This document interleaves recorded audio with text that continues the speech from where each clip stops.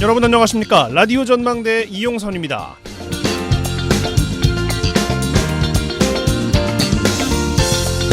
오늘도 너무나 덥습니다. 무덥다는 말로도 이 더위를 표현하기에는 참 부족해요. 이 지역 최고 기온이 33도를 넘었고요.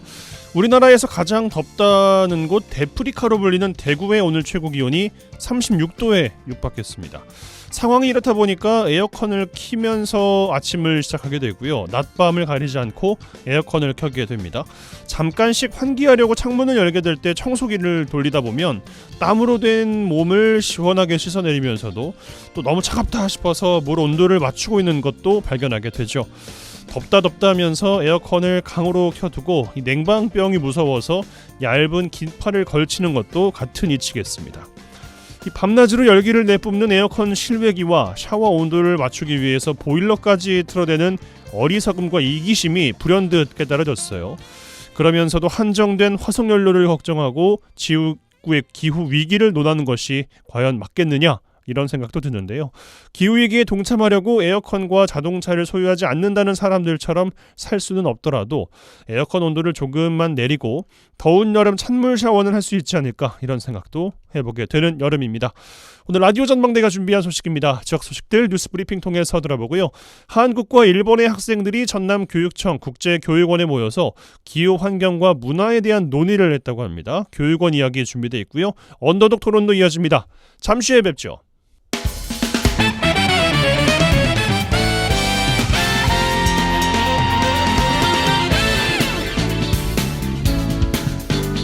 네, 8월의 첫날입니다. 8월 1일 화요일 라디오 전망대 시작합니다. 먼저 우리 지역 뉴스 정리해보죠. 뉴스 브리핑 GBS 뉴스의 차범준 편집장과 함께합니다. 전화 연결돼 있어요. 안녕하십니까? 네, 안녕하세요. 네, 자 여수에서 시작합니다.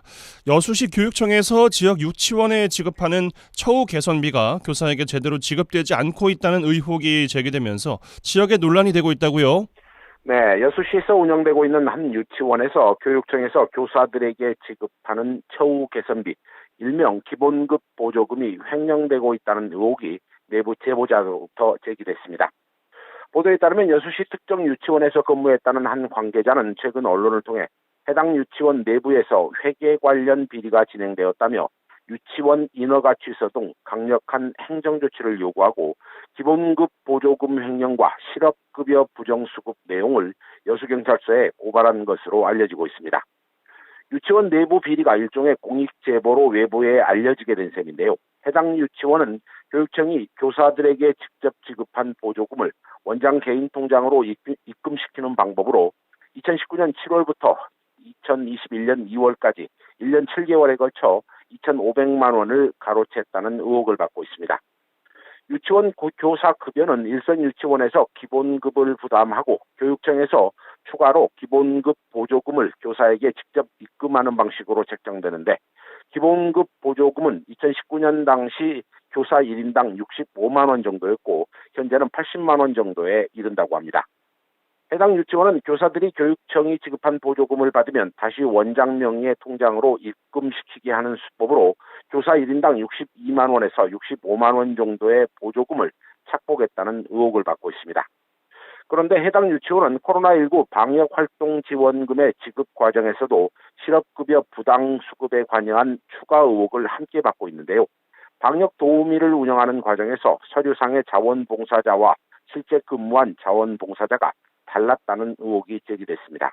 교육당국이 원생들에게 높은 수준의 교육 서비스를 제공하라고 교사들에게 처우 개선비를 지급했는데 그 돈을 유치원 원장이 되찾아갔다 이런 의혹인 것 같습니다.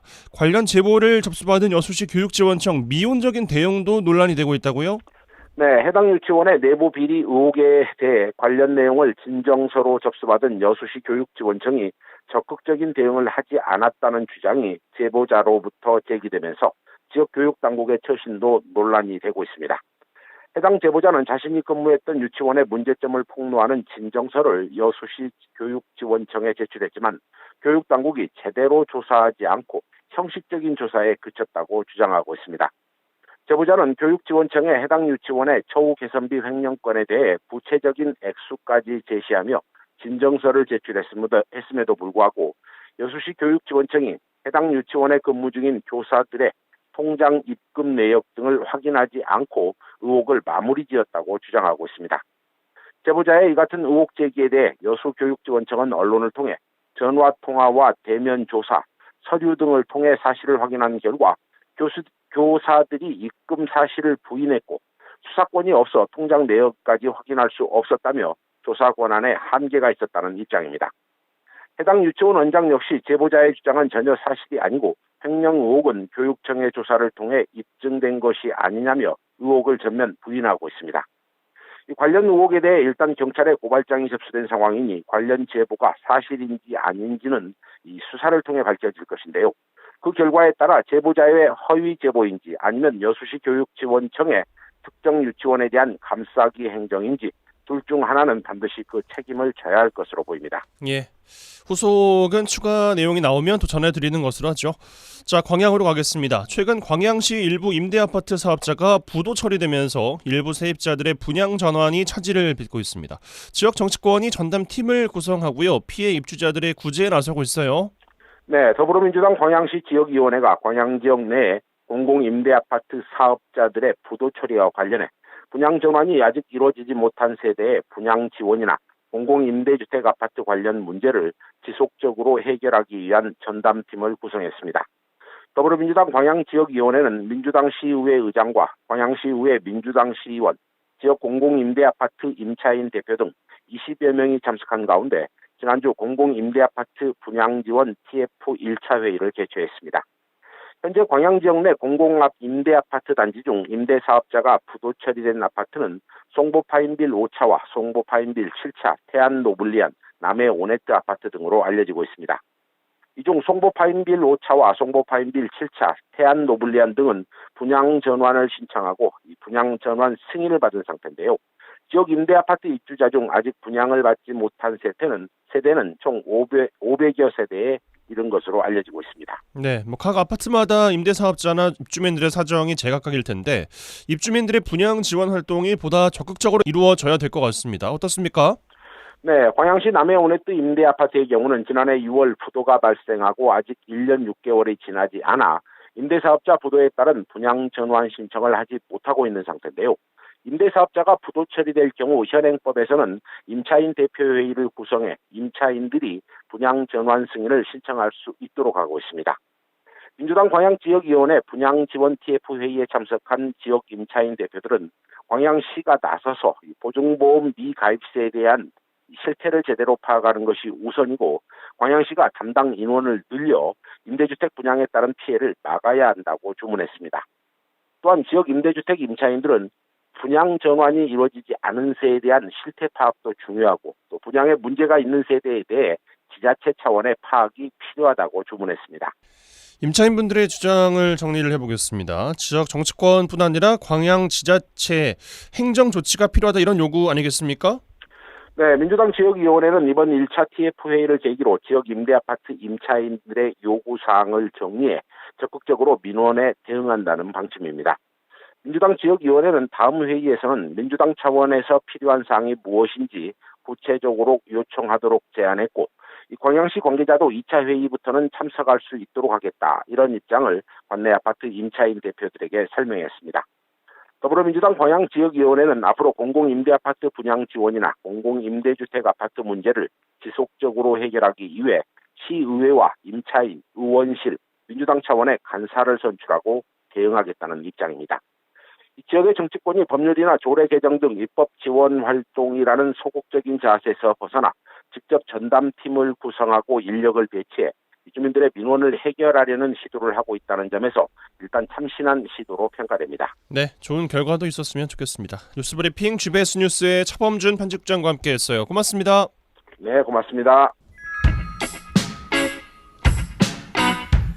매주 화요일 그들의 이야기가 수면 위로 올라옵니다. 탑독이 되는 그날까지 언더독 토론. 매주 화요일 전남 동부권 언더독들의 핫한 토론, 언더독 토론 시간입니다. 매주 화요일에 함께하는 시간 8월의 1일 첫날에 또 전해드리게 됐습니다. 두 분과 함께할 텐데요. 한 분씩 소개해드리죠. 이상우 전 여수시의원 함께합니다. 어서 오십시오. 네, 반갑습니다. 이상우입니다. 순천시의회 이봉남 의원 오셨습니다. 어서 오십시오. 네, 오랜만에 인사드립니다. 순천의 큰딸 이봉남입니다. 예. 아니 날씨가 이제 너무 덥지 않습니까? 뭐 두 분 어떻게 좀 지내고 계십니까? 너무 덥죠. 많이 지쳐 계신 것 같아요. 네, 지금 폭염 속에 달려와가지고 네. 너무 덥습니다. 밤에도 덥고 뭐 아침에도 네. 덥고 뭐 그렇습니다. 그러니까요. 지난 7월 19일부터 31일까지 의회 회기 기간이었습니다. 또 회기 기간인데 거기에 장마까지 좀 겹쳐가지고 맞아요. 회의하면서 또 주말이나 또 짬날 때 장마 때문에 지금 지역구에 그동안에 좀 피해가 없었던 곳들이 좀 크고 작은 피해들이 좀 있어서 지역 곳곳을 좀 점검했고요. 그러고 나서 또 피해 지역 또 복구하고 있는 현장들 좀 둘러봤고 또 이번 회기는 뭐 중간 업무 보고하고 또 일회 추경 그리고 일반 안건들 이렇게 이제 처리를 했는데 이번에 뭐 지난번에 말씀드렸던 것처럼 최근에 이제 그 건강에 좋다라고 해서 맨발 걷기를 많이 하고 있잖아요. 그래서 순천시에서 이 맨발 걷기 활성화를 위한 맨발 걷기 길 조성 이 조례를 간담회를 통해서 또 한번 만들었는데 이번 회기 때 통과가 돼서 아마 후반기부터 내년까지 조금 맨발 걷기 길이 좀 체계적으로 조성이 되고 또 안전하게 걸을 수 있도록 여러 가지 홍보와 교육이 좀 진행이 될 것 같습니다. 뭐 위정 활동도 하시면서 지역 곳곳을 또 살피고 계시는데 폭염에 몸 잘 챙기시기 바라겠습니다. 네. 이상원님 어떻게 보내셨습니까? 제가 이제 일반 시민 아닙니까? 네. 그래서 여수시에는 그 무더위 쉼터가 430곳이 있습니다. 여수예요? 예. 그렇게 많아요? 예, 그러면 뭐 경로당이고 있는데 저 도서관에서 더위 피하고 있습니다. 도서관에서 그렇군요. 참 좋아요. 그런 관공서나 도서관 같은 데 가면은 참 시원하기도 하고 뭐 집에서 에어컨 틀면 또 전기세도 많이 나오고. 예, 지금 방학 기간이라서 지금 학생들이 많고요. 그리고 2층에 어린이 도서관이 있거든요. 정말 활성화가 잘 돼 있더라고요. 네. 어린이들하고 부모님과 같이 오셔가지고 요즘 이제 아빠들도 가끔 나타나시더라고요. 이제 휴가 기간이라서 네. 그래서 2층에서 즐기시고 또 3층도 또 거기는 오픈된 공간이거든요. 거기에도 어르신들도 많이 계시고 그리고 이제 4층 같은 경우는 요즘 조만간 한 달 후에 시험이 있거든요. 제 시험이 아니고 공인중개사 시험. 참 많이들 계시겠구나. 그거 공부하신 분들이 많이 계시더라고요. 거기서 꼭 보시는 그 어머니 한 분 계시는데 네. 제발 이번엔 꼭 좀 합격하셔가지고 좀 안 봤으면 좋겠습니다. 아 맞아요. 그거는 덕담이에요. 예. 보기 싫다는 게 아니라 이제는 좀 그만 고생하시라. 이거 덕담입니다. 안 봤으면 좋겠다. 뭐 이런 이야기들. 알겠습니다. 자 주제로 넘어오겠습니다. 제가 드린 주제는 이 날씨와 연관이 있습니다. 이 폭염 때문에 정말 온열 질환자로 인한 사망자도 많이 나타나고 있고 말이죠. 반일하시다가 돌아가시는 어르신들 이야기도 올해는 좀 참 많이 듣는 것 같습니다. 일주일째 폭염이 넘게 이어지고 있고 사망자가 폭염 때문에 속출하고 있는데 지역 상황들 어떻게 보고 계신지 먼저 이봉남 의원께 드리겠습니다. 뭐 조금 전에도 폭염 얘기를 했는데 이제 행안부에서는 5월 20일부터 9월 30일까지 폭염 기간으로 지정을 하고 있잖아요. 네. 순천은 어제 그러니까 7월 31일이죠. 31일까지 이제 의료기관에 이렇게 방문해서 치료받고 하셨던 온열 질환자 한 16분 정도 이렇게 발생을 했더라고요. 순천이에요. 예. 그래서 이게 온열 질환이 이게 이 본 우리 신체 온도보다 많이 올라갔을 때 여러 가지 실신이라든지 맞아요. 열 탈진, 열 경련 이런 것들이 많이 일어나잖아요. 그래서 저는 뭐 딱히 이렇게 언론에 나온 게 없어서 순천에는 온열 질환을 없다라고 생각을 했는데 아마 의료기관에는 많이 좀 접수가 되고 치료를 좀 하고 있는 것 같습니다. 예. 네. 진짜 너무 더워서 이렇게 더울 수 있나 싶은 날이 올해 좀 이어지고 있는 것 같은데 이상원님 여수는 어떻게 좀 보고 계십니까? 여수 같은 경우는 그 기간은 똑같고요. 그 온열 질환 감시 체계는 지금 상시 운영되고 있고 예. 그 4개 의료기관 응급실에서 만약에 온열 환자가 발생하면은 보건소로 연락하고 보건소는 도로 연락하는 이런 체계를 가지고 있더라고요. 예. 그리고 현재 여수시는 순천은 16명인데 저희들은 12명의 환자가 발생해서 지금 잘 치료하고 퇴원하셨다 그러더라고요. 네. 다른 지병은 없고. 다행이네요. 하지만 지금부터가 중요하다고 말씀하시더라고요. 너무 덥다 보니까요. 그러니까 말입니다. 8월 달까지도 폭염이 또 이어질 것 같은데 네. 말씀하신 것처럼 전남도 지자체 TF를 운영하고 24시간 뭐 감시 체계를 마련하고 있습니다. 혹여나 뭐 과정에서 살펴보신 과정에서 보완해야 된다라고 생각하신 지점이 있으신지 이봉남 의원님? 네, 이 부분은 아무리 강조해도 지나치지 않을 것 같습니다. 그러니까 지금 가장 더운 때 있지 않습니까? 정오를 전후로 해서 이 네. 더울 때는 사실 밖으로 안 나오는 게 제일 좋은 방법이 아닐까 싶습니다. 요때 많이 지금 뭐 사건 사고들이 많이 일어나잖아요. 그래서 지금 뭐 조금 전에 이상호님 말씀하신 것처럼 뭐 순천시도 안전총괄과가 총괄을 해서 각 분야에서 지금 대책을 세우고 대응을 하고 있거든요. 그럼에도 불구하고 지속적인 안내 문자 그리고 또 뭐 시골에서는 특히 이제 마을 방송 이런 부분들을 계속 저는 좀 지겹고 좀 귀찮다 하더라도 계속 해야 될 것 같고요. 그다음에 이제 이 증상이 있을 때 119 신고하면 바로 또 출동을 한다고 하니까 증상이 있을 때 바로 119에 좀 신고를 해야 될 것 같습니다. 근데 이 폭염에 제일 많이 이렇게 노출되는 게 어떻게 보면은 야외에서 일하는 야외 또 노동자라든지 그다음에 고령자, 어린이 또 이 분들이 사실은 이런 폭염에 많이 장기간 노출이 되잖아요. 그래서 특히 이제 건설 현장이라든지 또 하천 준설하는 데라든지 또 일용 근로자들이 일하고 있는 뭐 풀베기 같은 거 많이 하지 않습니까? 그래서 이런 각 그 분야에서 폭염 대비 관련된 강조를 지속적으로 하는 게 어떻게 보면 최선의 좀 대책이 아닌가 싶고 또 거리마다 이제 요즘에는 뭐 그늘막이라든지 또 얼린 물이라든지 이런 것들을 이제 배치를 해놓는데 네. 이런 것들이 같이 좀 병행이 좀 되면은 조금 대책 마련이 잘 되지 않을까 싶습니다. 이상원님은 덧붙일 말씀 있으십니까? 여수시도 이제 폭염 대책 시스템 아마 전국 지자체가 아마 다 거의 똑같다고 보고 있습니다. 뭐 특별한 건 없을 것 같고요. 다만 이제 저희들 같은 경우는 아까 말씀드렸듯이 그 폭염 그 무더위 쉼터가 430곳을 좀 운영하고 있지 않습니까? 거기에 경로당이 한 반 정도 차지하고 계시는데 어떤 데는 또 계속 그러니까 한 분이 관리하시다 보니까 계속 문을 잠그고 계시는 거예요.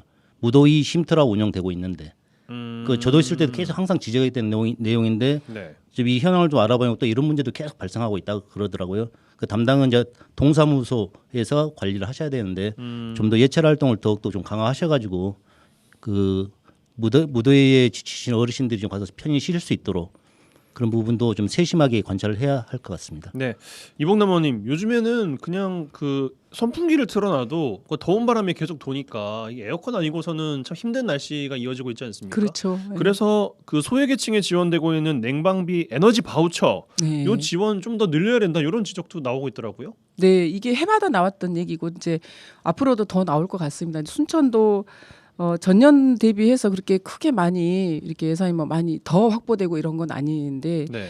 지금 이제 에너지 바우처가 특히 이제 소유계층 중에서도 또 취약계층 중심으로 많이 이렇게 지금 지원이 되고 있는데 예. 지금 하절기 이제 전기요금이 작년부터 여러 가지 에너지 관련 세금들이 많이 지금 폭등을 했잖아요. 그래서 실제 지금 지원되고 있는 액수보다 더 상향돼야 되는 게 현실적으로 좀 맞다. 근데 이제 여기가 이제 국비라든지 여러 가지 공공기관에 또 비용을 받아서 시비 매칭을 하면서 이렇게 지원이 되다 보니까 조금 더 부족한 측면이 없잖아 있는데요. 지금보다 조금 더 많이 에너지 바우처 차원에서 더 지원되고 또 다른 분야들도 또 발굴이 좀 돼야 되지 않을까 싶습니다. 네. 이상원님은 덧붙일 말씀 있으십니까? 여수시도 확인해 보니까 이게 지금 아까 이제 순천시 같은 경우는 국도 시비가 포함된지 모르겠는데 여수시는 이게 에너지 관리공단 사업이거든요. 다만 중간 역할밖에 안 하시더라고요. 4인 가구가 7월부터 9월 31일까지 9만 5천 원을 지원받더라고요. 너무 적은 금액 아닙니까? 결국 아까 말씀하신 대로 시도비가 좀 포함돼야 된다. 시가 적극적으로 나서야 되는데 이제 알아보니까 예산 부족으로 인해서 아직 예산을 편성 못했다 이런 말씀을 하시더라고요.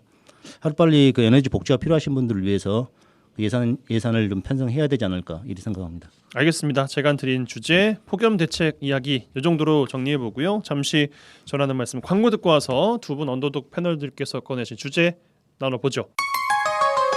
MBC 라디오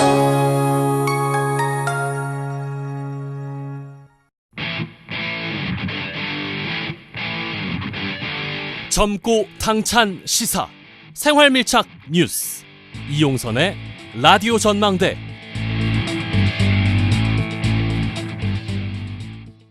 여수 MBC 라디오 전망대에 함께하고 계십니다. 매주 화요일 코너 언더독 오늘은 이상훈 전 여수시의원, 순천시의회 이복남 의원 두 분과 함께하고 있습니다. 자, 두 분께서 꺼내는 주제 바로 열어보겠습니다. 여수로 먼저 가죠. 이상호 의원님 어떤 주제 꺼내시겠습니까? 지난 7월 23일 여수 웅천 생활형 숙박시설 용도 변경 해결을 위해서 주철영 국회의원께서 합의문을 작성하고 정기명 시장, 김영규 의장 3인만이 합의서에 사인하는 총국이 발생하였습니다. 아주 즉흥적으로 3인이 행사장에서 만나서 합의문을 도출한 일이나 24일 월요일이면 여수시의회에서 시민발의 조례를 본 회의장에서 마지막 논의할 수 있는 기회마저도 차단해버리는 여수 정치의 후진성을 보여주는 합의를 하였던 것입니다. 합의문 내용을 보면은 이에 당사자들이 참여하는 토론회를 통해서 합의를 도출하고 도출되지 않을 시 시민 여론조사를 통해서 문제 해결을 하자는 내용이었습니다. 주철현 의원은 본인이 여수시와 여수시 의회의 상황인 양 합의서에 사인을 요구하였고 결국 여수의 또 다른 정치의 한 축인 김혜재 의원이 배제된 합의문이 언론에 공개되었던 것입니다. 정치가 사회적 갈등을 최소화하기 위해서 대화와 타협을 통해서 문제 해결을 해야 되는데 정치권이 본인들의 정치적 이득을 위한 정쟁의 수단으로 이용하여서 생수 문제는 더더욱 꼬이기만 하고 있습니다. 그래서 앞으로 웅천 생수구 용도 변경의 일련의 과정들에 대해서 얘기해 볼까 합니다. 네, 뭐 일련의 과정들 이야기는 저희가 계속해서 이제 짚고 있습니다만 이제 궁금한 것이 뭐 혹시 아시면 답변 주시면 좋겠는데 그 세 분이 행사장에서 즉흥적으로 만나서 논의를 시작했다라고 이야기하셨잖아요. 예. 뭐 워낙에 바쁘시니까 한 자리에서 만날 수 있는 시간 뭐 날이 그렇게 많지는 않을 텐데 그 행사장에는 김혜재 의원은 참석을 안 하셨던 거예요? 아마 그런가 봅니다. 그래요? 예, 이제 글고나 삽입 세 분께서 합의를 하기로 내용을 통일시키고 네. 보좌관을 통해서 이제 김영규 의장께서는 정기명 시장이 사인한 내용을 보고 본인도 그때 사인을 했고 예. 이제 후일로 이제 나중에 들은 이야기인데 김혜재 의원도 거기다 사인할 거라 생각해서 본인은 거기다 사인을 했다. 김영규 의장께서 예, 이런 말씀을 하시더라고요. 결국은 근데 그 자리에는 김혜재 의원은 안 계셨기 때문에 네. 합의가 안 이루어졌던 것이죠. 뭐 자리도 없었거니와 그 내용에도 동의하지 못하기 때문에 뭐 예. 서명을 할 수 없다 이런 입장을 내놨는데, 근데 의장께서 사인하신 것도 의원 전체의 동의를 얻어서 한 것은 또 아니라고 하더라고요. 그러니까 이 문제가 왜 문제가 된다면요. 그 여수시 의회는 이제 의회의 대표일 뿐입니다. 이런 중요한 사항은 의회가 이제 합의제 기구 아닙니까? 예. 합의를 통해서 의견을 도출해야 되는데 지금 현재 23일 같은 경우 보면은 이게 일요일인데 금요일 날 위원회에서 부결이 됐습니다. 그렇죠. 그럼 월요일 날 한 번의 과정이 더 있거든요. 수정안을 다시 발의할 수가 있거든요. 이 과정이 남아 있는데도 합의서에다가 덜컥 사인을 해버리신 거예요. 당연히 내부 비판이 있었겠죠. 그렇죠. 아마 상당했을 거라고 저는 생각합니다. 그래서 이제 그 부분을 좀 상쇄시키기 위해서 이제 의장단 회의를 통해서 어제 또 의장단 회의를 하셨더라고요. 예. 거기서 사자가 합의한다면은 여수시 의회가 토론회에 참석하겠다. 이런 또 합의문을 또 발표하셨더라고요. 예. 사자라는 것이 어떤 시의회 의장, 주체입니까? 시장, 양 국회의원께서 동의를 한다면 예. 토론회에 여수시의회는 참석하겠다. 근데 이 말도 맞지 않는 게 현재 여수시의회 내부 의견을 들어보면은 참여할 의원이 없습니다. 예. 그러니까 국회의원들 양 두 분 동의하면은 저희도 할게요. 뭐 이건 아니겠어요. 그러니까. 그게 상황 정치 아닙니까? 또 한 가지 또 여쭤보고 싶은 것이 어쨌든 그 합의서의 내용에 이 나온 이야기가 모아지면 혹은 모아지지 않으면 여론조사를 통해서 또 문제를 풀어가겠다라고 이야기했는데 여수의 여론조사 정치 또 나온 거 아니겠어요? 분리하면 여론조사하겠다라는 것. 그럼 정치권의 정치 행위에 대해서는 나는 못하겠다라는 것을 여실히 보여준 게 아닌가 이런 생각도 한편으로는 들더군요. 이게 정치가 아무리 자기 생각만 반영한다 하더라도 예전에 통합청사 관련 혹시 이야기 아시죠? 예. 권오공 시장께서 가만 여론을 한번 물어보자. 그 국후 반대한 사례가 어디입니까? 그 주철영 국회의원이거든요. 어떻게 정책을 여론으로 결정을 하냐? 똑같은 경우는 이제 본인 이제 정쟁의 수단으로 삼기 위해서 결국은 좀 흐리기 위해서 여론조사를 해야 된다 이런 주장을 하고 가신데 여론조사로 정책을 결정할 수는 없습니다. 지금 현재 이제 생숙 소유자분들의 생각을 담다 보면은 지금 여수 시민들은 대다수 반대하는 걸 본인들도 알고 있습니다. 그래서 여론전도 팽기고 설득도 하는 과정을 거치고 있는데 이를 극단적으로 토론은 분명 개최 안 될 거라고 본인들도 생각하고 있었을 거예요. 그럼 결국 나머지는 여론조사밖에 없는데 결국 하지 말아라는 소리다. 이 뜻 아니겠습니까? 그 합의문 자체가. 예. 이봉남 의원님 어떻게 보십니까? 이 이야기 관련해서 어떤 말씀을 좀 주고 싶으세요? 답답합니다. 지난번에도 이 주제가 지금 여러 차례 지금 나왔잖아요. 네네. 이게 얼마 전에도 또 주제 나왔을 때 제가 이 말씀을 또 드렸던 것 같아요. 이거 아직도 해결이 안 되고 그때도 뭐 토론회를 통해서 어떻게 정리하겠다 이런 얘기가 나왔던 것 같은데 시간이 상당히 지난 것 같은데 아직도 지금 해결이 안 되고 있는 걸 보니까 굉장히 좀 사실 그 옆 동네에서 굉장히 답답하고요. 이거는 다시 이번 또 기사 내용에 보면 아까 말씀하셨던 거 보면 이게 어떤 합의서가 또 이게 또 하나의 분란이 지금 일어나고 있는 거잖아요. 지역사회 어떤 정리되려고 하는 찰나에 또 다른 어떤 또 분란거리를 만든 건 지금 정치인들이 이걸 계속 이거를 이어가고 있는 거 아닙니까? 일부러 이어가고 있다고 생각하시는 거군요. 예, 저는 그런다고 생각이 들어요. 이제 계속적으로 지역에서 네. 이렇게 이슈화가 되고 정리가 안 되고 있는 거는 계속적으로 이걸 정리가 안 된 상태에서 하려고 하는 어떤 그런 그 입장에서 자꾸 지금 이슈화를 시켜나가고 있는 건데 이건 어떻게 보면 좀 깨어있는 시민들의 의식이 좀 필요하지 않겠는가 알겠습니다. 이런 생각이 듭니다. 이상원님 슬슬 마지막 질문 드려야 될 것 같은데 해법을 좀 어떻게 제시하시겠어요? 이 문제 관련해서. 일단은 이제 시민발의 조례는 여수시 의회에서 의사 표시를 했지 않습니까? 부결시켰지 않습니까? 네. 또 정기명 시장께서도 8월 초 원래 회의에서 단호한 입장을 발표하셨어요. 맞아요.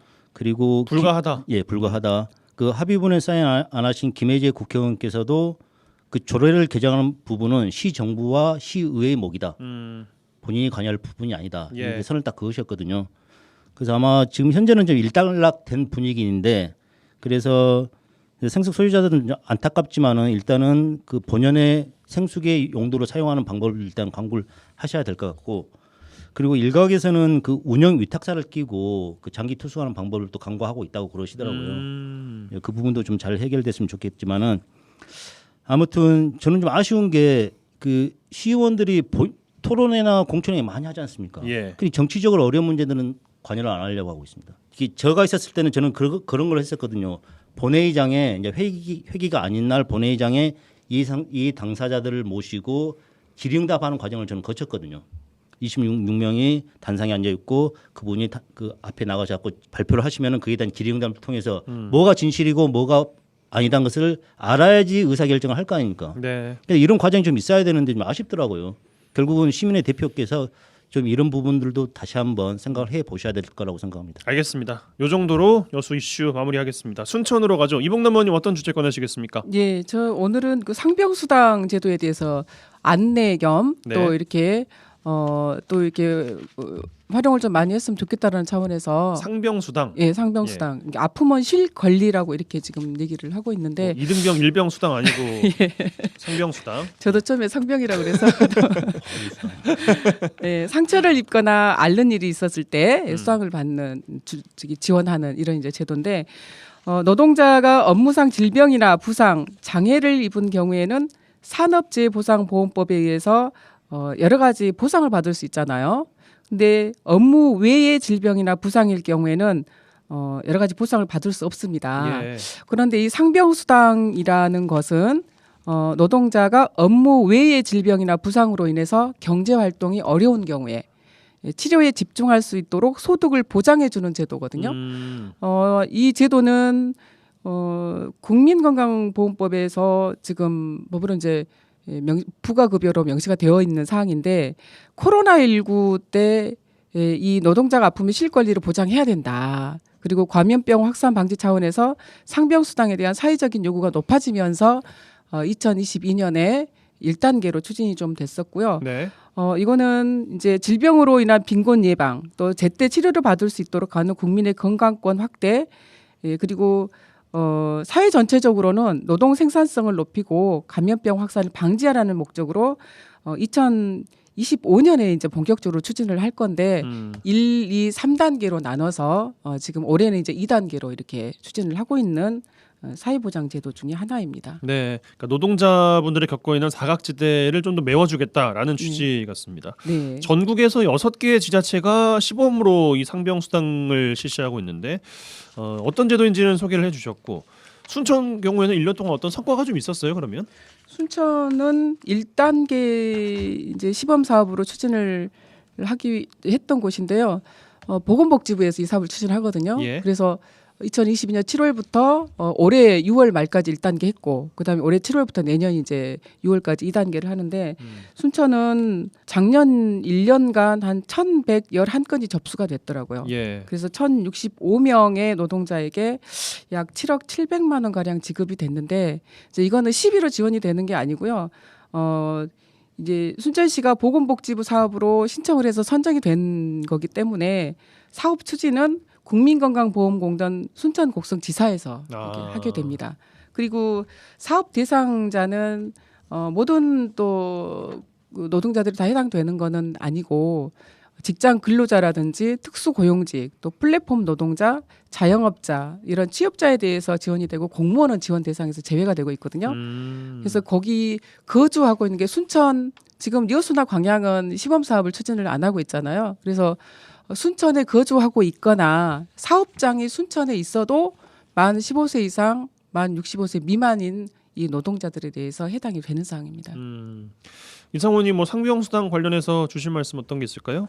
일단 여수시는 이제 시범 사업을 선정 안 했고요. 근데 이 사업 보니까 이런 말이 있더라고. 지금 현재 1차 사업 같은 경우는 소득이나 재산 기준을 두지 않는다.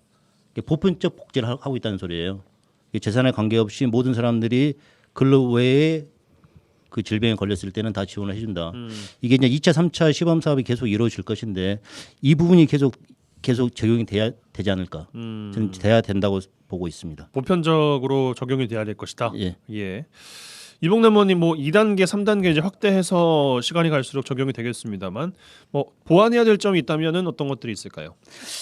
방금 이제 말씀드린 대로 1단계에서도 6개 지역이 다 지금 그 유형이 틀리거든요. 그러니까 순천 같은 경우는 입원을 한 노동자들에 대해서 입원 일수에 해당하는 최대 90일까지 이렇게 이제 그 최저임금의 60% 정도를 이렇게 지급을 해주고 있는데 순천에서는 한 최대한 90일 정도 이렇게 그 지급받은 분도 계시더라고요. 예. 근데 이제 방금 말씀하신 대로 지금 이제 2단계 중이잖아요. 그래서 1단계하고 2단계하고 이 기준을 틀리게 적용을 하고 있는데 보편적으로 전체 다 좀 노동자들한테 지급이 될 수 있도록 해야 된다라고 하는 얘기가 좀 많이 지금 나오고 있고 예. 2단계를 추진하다 보니까 그리고 이제 사실 이 일을 하고 있는데 이 어떤 그 질병이나 이렇게 상처를 입었을 때 이 사업주에게 이 얘기를 해서 갈 수 있어야 되잖아요. 근데 눈치가 보여서 못 가는 경우들이 많이 좀 생긴다고 합니다. 그래서 이런 부분들이 제도적으로 좀 보완이 좀 돼서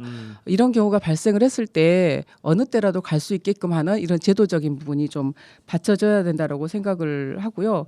그리고 제도가 지금 이제 시범 사업으로 시행된 지 1년밖에 안 되다 보니까 순천 같은 경우도 아까 한 1,000명이 넘는 어떤 노동자들이 이제 혜택을 받았다고는 하는데 홍보가 많이 안 돼가지고 이 부분에 대해서 상병 수당에 대해서 많이 지금 모르고 있다라고 해요. 그래서 이제 순천시에서도 시뿐만 아니고 뭐 상공회의소 그리고 우리 이제 건강보험 공단 관련해서 여러 가지 이제 홍보도 하고 많이 안내를 하고 있는데도 불구하고 아직까지는 좀 홍보가 많이 지금 안 되고 있다라고 하고요. 그런 홍보가 이제 안 된 부분도 있지만 이 노동자들이 실제 근로 활동이 어렵다라고 하는 부분들을 의학적으로 좀 입증하기도 조금 어려운 측면이 있고 아까 말씀드렸던 대로 사업주에게 눈치가 보여서 신청을 못 하는 경우도 있고 또 만약에 상병수당을 아파가지고 병원에 갔는데 이 아프면은 쉴 권리라고 우리가 얘기를 하고 있지만 혹시 또 이렇게 아파서 병원에 있다 보면 고용 관련해서 불안한 경우도 불이익이 있지 생기잖아요. 않을까? 그렇죠. 예. 불이익이 있지 않을까라고 해서 이런 우려들이 있어서 상병수당이 있는 것을 알고 있음에도 불구하고 또 이용하는 노동자들도 많이 있지만 또 우려 측면에서 이용을 조금 더 꺼리는 이런 노동자들도 있다라고 해서 이후에 뭐 이제 2단계는 추진을 하고 있지만 3단계 그리고 전면적으로 추진하는 2025년에는 이 좀 보편적으로 추진될 수 있도록 하는 부분이 국가 차원에서 마련이 좀 돼야 되지 않겠는가 싶습니다. 예. 근로 현장에서 눈치 보지 말고 쓸 수 있게끔 확 자리를 잡게 하는 것 이거 역시 보완점일 것 같고요. 알겠습니다. 이 정도로 이번 주는 정리를 해보죠. 언더독 이 시간 이렇게 마무리하겠습니다. 이상우 전 여수시의원, 순천시의 이봉남 의원 두 분과 함께했어요. 두 분 고맙습니다. 감사합니다. 감사합니다.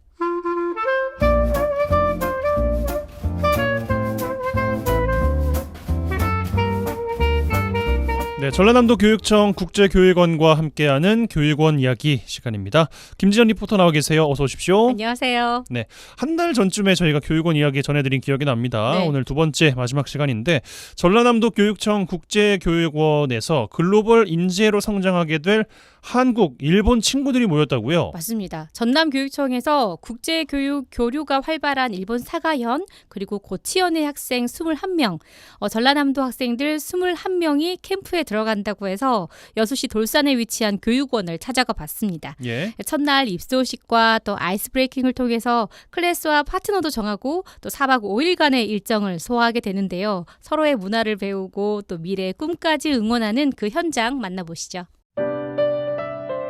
예, 아무쪼록 이번 캠프가 여러분들에게 매우 유익하고 즐거운 시간으로 보낼 수 있기를 바랍니다. 제 이름은 기타르입니다. 잘 부탁드립니다.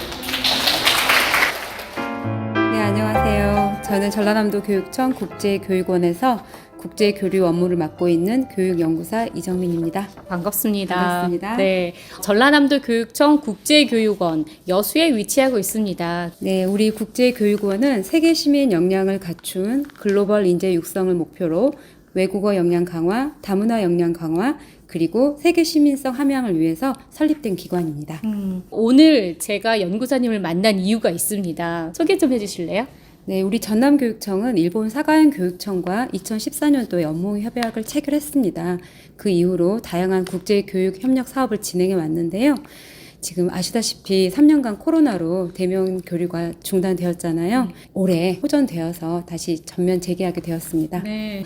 그만큼 또 준비도 많이 하셨을 것 같고 또 어떻게 프로그램이 진행될까도 궁금하거든요. 준비를 상당히 많이 했습니다. 그리고 사가현 교육청 같은 경우는 사실 예산을 12명 학생분만 마련을 했습니다. 그런데 실제적으로 이렇게 모집 공고를 내고 나니 150명의 학생들이 지원을 해서 일본에서만요? 네, 일본에서만요. 그래서 어떻게 이 학생을 선발할까 고민이 많으셨다고 해요. 그 결과 아주 공정하게 제비뽑기를 했다고 합니다. 제비뽑기로 공정하게. 네, 부모님도 함께 오셔서 네. 10대 1이 넘는 경쟁률을 뚫고 12명의 학생이 최종 선발되었습니다. 전라남 도청과 지금 자매결을 맺고 있는 고치현이라는 곳에서 고치 국제중학교가 있는데요. 예산이 없어서 자비로 부담해야 됨에도 불구하고 오겠다고 했습니다. 그래서 거기 9명, 우리 사가현 12명. 전남의 학생들은 또 어떤 공정한 방법으로 그럼 뽑힌 걸까요? 저희는 굉장히 치열했습니다. 사실은 이 정도로 뜨거울 줄 몰랐는데 학교로 공문을 보내고 나니 이제 저희가 22개 시군이잖아요.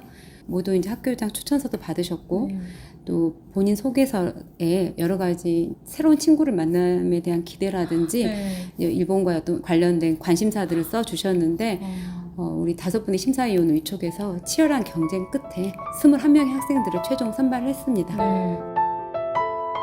21명, 21명이니까 자기만의 짝꿍을 뽑는 시간을 통해서 내가 4박 5일 동안 좀 더 알아보고 좀 더 친밀하게 지낼 친구가 한 명 정해지는 거예요. 그러니까 우정도 쌓고 또 서로의 문화에 대해 좀 더 이해할 수 있는 기회가 될 것 같습니다. So, with your partners, help each other.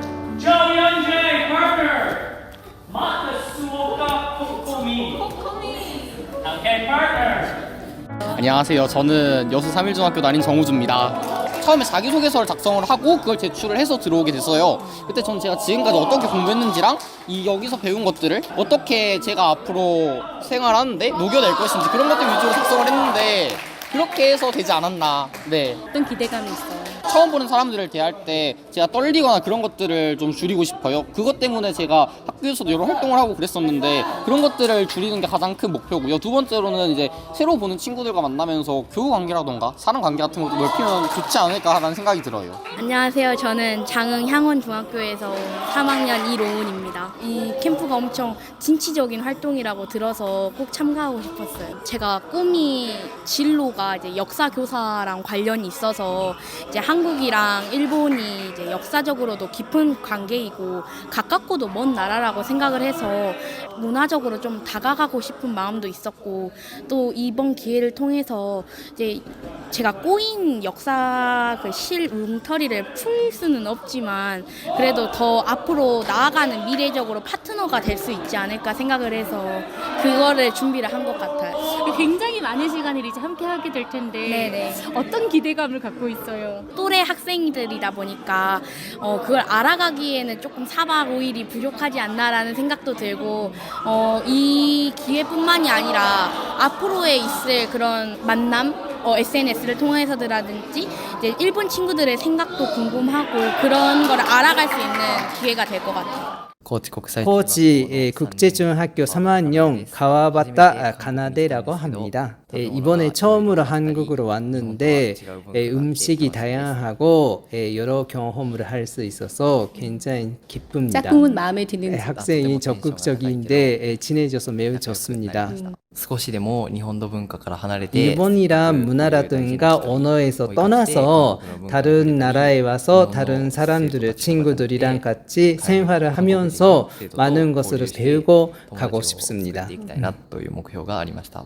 武雄清涼中学校の3年生森永ひかるです。 수업들을 통해서 좀 어떤 걸 배우고 가고 싶은지. 日本で行われている 한국에 오기 전에 한국에서는 어떤 환경 대책을 세우고 있는지 아니면 일본에서는 어떤 환경을 대책하고 있는지 그런 것을 조금 배우고 왔습니다.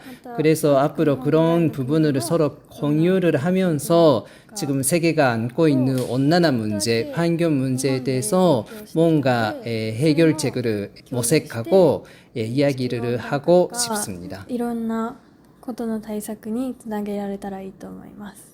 그 친구도 그 K-팝 춤도 아까 막 추고 그랬어요. 친구들이 너무 잘 추는 친구들이 많아가지고. K-POP가 K-팝을 본인이 알게 되면서 한국에 대한 관심을 갖게 되고 한국어를 독학으로 배우기 시작하고 그리고 춤도 일본 학생들 사이에서 같이 추고 왔는데 그런 이야기를 한국 학생하고도 공유하고 같이 춤도 추고 그런 캠프에서 할 수 있는 활동이 있다고 해서 굉장히 기대하고 왔습니다. 공부하는 거 아니야? 뭐 이런 생각도 들 것 같거든요. 공부는 아니죠. 사실은 이제 영어를 쓰긴 써야 하나 학습력, 뭐 이런 뭐 기초학력 향상 이런 거를 위한 캠프는 아니잖아요. 네. 세계 시민 캠프다 보니까 세계 시민 관련 주제들이 다양하게 있어요.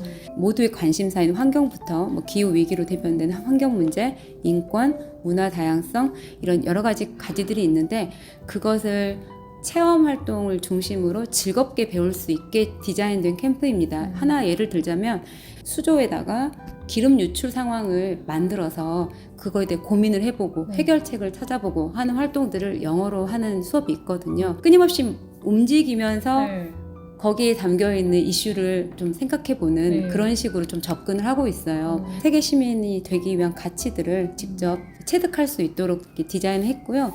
또 건강과 웰빙이라는 그 SDG라고 해서 지속가능 발전 목표가 있잖아요. 저희 유엔이 제시한 그걸 가지고 아이들 교육 과정을 제가 기본으로 짰는데요. 환경에 해를 끼치지 않는 식단이라고 했을 때 그런 방법들을 본인이 실천하고 있는지 그런 것도 점검해보고 정신적인 건강과 멘탈 관리도 중요하잖아요. 그래서 직접 요가를 해보면서 내가 어떻게 이렇게 정신적인 위기가 왔을 때 어떻게 내가 심신의 안정을 유지할 수 있는가 그런 방법들에 대해서도 실천할 수 있는 것들을 또 제시하고 직접 해봄으로써 애들이 상당히 좋아하고 생각보다 재미있어요 라는 반응들이 많습니다. 어제 밥 먹으러 가요? 네. 우리 친구는 어디에서 왔어요? 저 담양에서 왔어요. 담양 여자중학교. 지금 어때요? 이제 제 언어 실력이 좀 늘고 있는 것 같아요. 하루 만에. 약간 순발력도 발달되는 것 같고 지금 신기해서 이런 기회 이제 많이 없으니까 더 좋은 것 같아요. 파트너가 됐으니까 친구 자랑 좀 해줘요. 코코미 지금 너무 귀엽고 K-팝 댄스도 잘 추고 리세라핌 안티프라자일 나이가 다른데 2008년생 같아요. 동갑이에요. 근데 이제 일본이랑 우리나라랑 사이는 나이가 다르니까 음식 입에 맞을지 모르겠다. 청국장 조금 걱정되긴 하는데 음식은 어때요? 알리야 맛있어요? 국제교육원이 굉장히 큰 규모를 갖고 있어요. 아이들이 먹는 거, 노는 거, 자는 것까지 다 해결을 할 수 있는 그런 곳이잖아요. 생활관 시설 잘 구비되어 있고요. 그래서 그 아이들이 쾌적하게 잘 이용할 수가 있고, 그다음 식사를 또 그 일본 친구들의 또 수요를 또 반영하여 굉장히 또 문화 다양성을 경험할 수 있도록 맛있는 또 한식, 그리고 약간의 퓨전 음식을 우리 영양사님께서 준비하고 계시고요. 그다음에 이 아이들이 이제 문화 체험에 대한 욕구가 아주 강해서 특별히 그 K-팝 학생 문화 이런 것에 대한 관심이 많아요. 그래서 저희 교육 과정에 그 아이들의 수요를 반영해서 춤도 배워보고 전문 그 댄서 분들한테, 그리고 우리 지역에 여러 가지 교육적 자원이 많잖아요. 지금 인근에 순천만 국가 정원도 있고, 한국 아이들에게서 유행하는 뭐 사진 촬영이라든가 스티커 사진, 한국의 식재료도 구경하고 싶다고 해서 마트도 지금 예, 방문 예정입니다. 제 이름은 아시하라 나츠코라고 합니다. 반갑습니다. 7년 전에 한국에 오셨다가 지금은 이제 장학사로 다시 한번 방문하셨어요.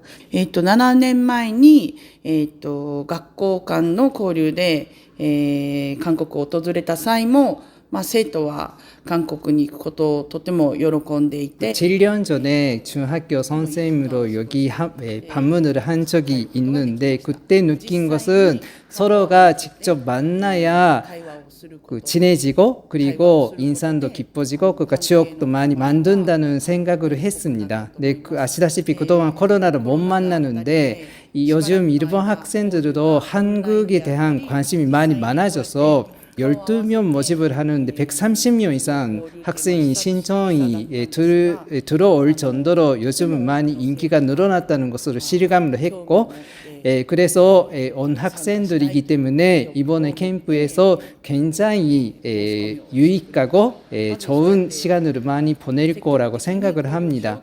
그리고 오늘 아침에 원장님도 말씀을 하셨지만 민간 외교관으로서 앞으로 이 학생들이 많은 것을 배우고 이 시간뿐 아니라 미래에서 민간 외교관이 돼가지고 많은 활동을 할 거라는 기대를 하고 있습니다. 우리 사회가 좀 혐오가 좀 만연해 있다고 봐요. 저는 서로를 잘 모르는 상태에서 그런 혐오들이 있다고 생각하거든요. 그리고 다양한 색깔이 있을 수 있고, 다양한 목소리가 있을 수 있고, 어떤 문제를 바라보는 다양한 시선이 있을 수 있다.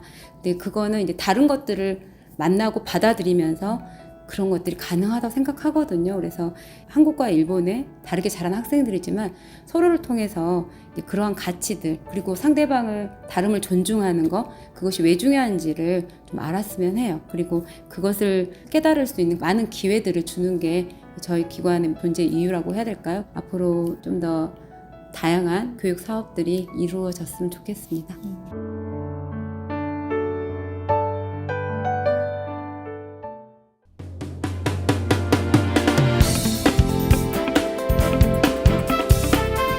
네, 8월의 첫날 화요일 라디오 전망대 오늘 준비한 소식은 여기까지입니다. 오늘도 고생 많으셨습니다. 내일 뵙죠. 이용선이었습니다.